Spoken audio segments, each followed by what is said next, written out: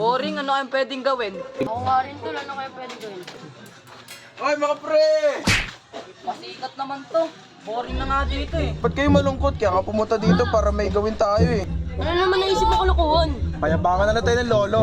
Lah, corny mo naman. Wala kayo sa lolo ko. Ano ba mayroon sa lolo mo? Wala naman kayo sa lolo ko.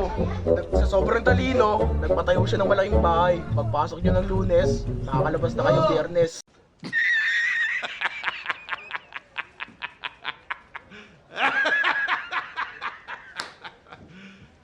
You serious? Lo, ganun kalaki yung bahay ng lolo mo?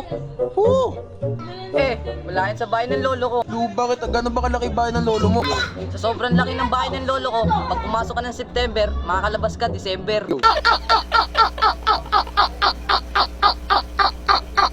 Lu, gano'n kalaki bahay ng lolo mo? Oo naman, pare. Bobo naman pala ng lolo niya eh! Lu, akala mo talaga talino lolo mo eh, no?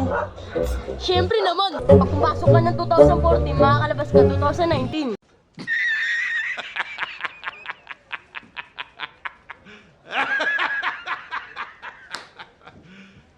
You serious? Ah, gano'n kalaki bahay ng lolo mo? Bakit? Saan ba natira lolo mo? Sa Bilibid!